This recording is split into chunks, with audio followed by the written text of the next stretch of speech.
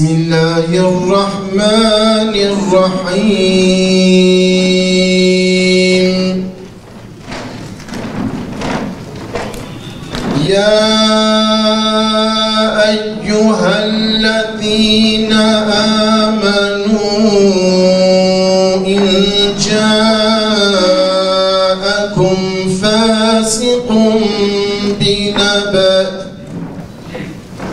in câekum fâsikun binebe'in fetebeyyenu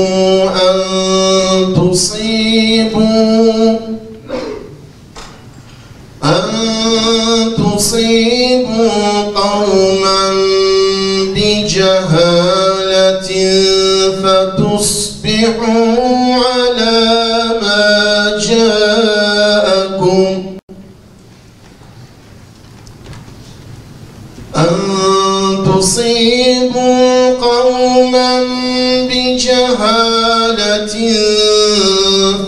فتصبحوا على ما فعلتم نادمين.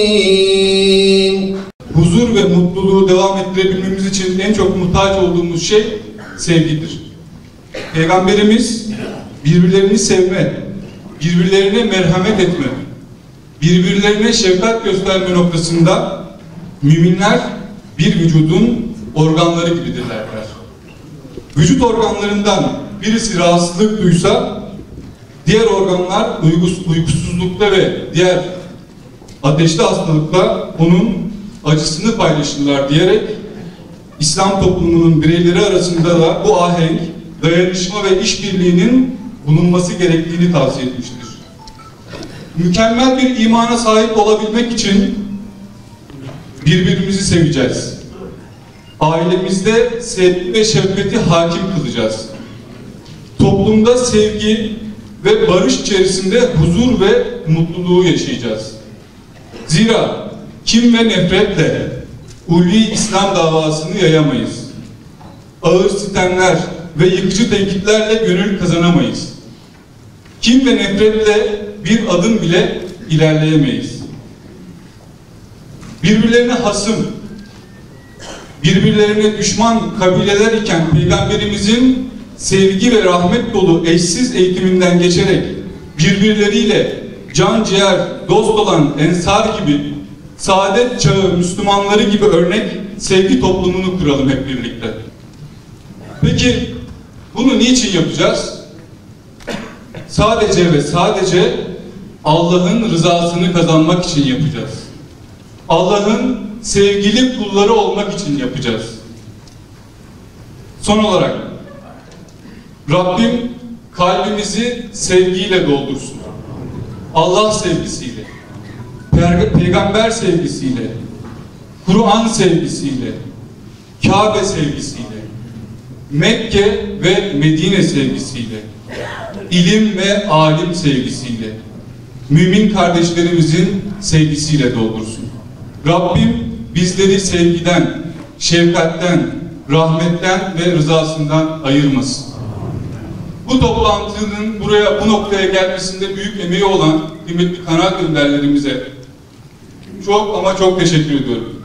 İnan ailemizin ve Kabadayı ailesinin göstermiş olduğu buradaki bu örnek inşallah toplumumuza da iyi bir yol gösterici olur ve bundan sonraki süreçte de az evvel ifade ettiklerim üzere sevgi temelli toplumumuzu inşallah hep birlikte inşa edeceğiz. Hepinize Allah'a emanet ediyorum.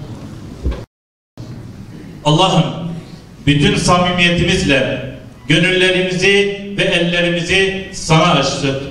Dua ve niyazda bulunuyoruz. Kabul eyle Allah'ım. Bütün insanlığı her türlü felaket ve tehlikeden muhafaza eyle Allah'ım. Allah'ım bizleri ayrılıklardan, fitne ve fesattan uzaklaştır. Maddi ve manevi güçlerimizi birleştir. Aramızdaki dayanışmayı güçlendir ya Rabbi. Allah'ım sen bu barışı hayırlı ve kabul eyle. Nice böyle barışları bizlere nasip ve müyesser eyle.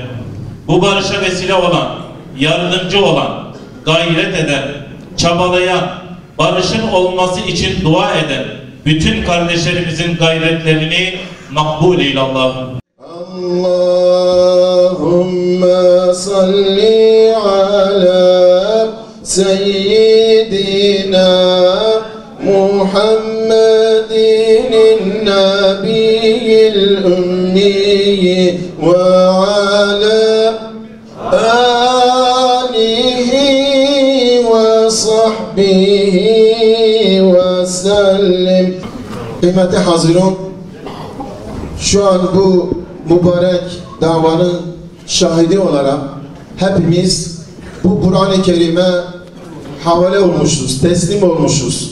Bundan sonraki süreç içerisinde her iki aile arasında, kabile arasında, aşiretler arasında kim ki en ufak bir fesat, fitne çıkarmaya çalışırsa tamamıyla Kur'an'a havaledir. Hepimiz Kur'an'a teslim olmuşuz. Allah'ın kelamını Cenab-ı Allah bizim başımızdan eksik etmesin. Cenab-ı Allah hepinizden razı olsun inşallah.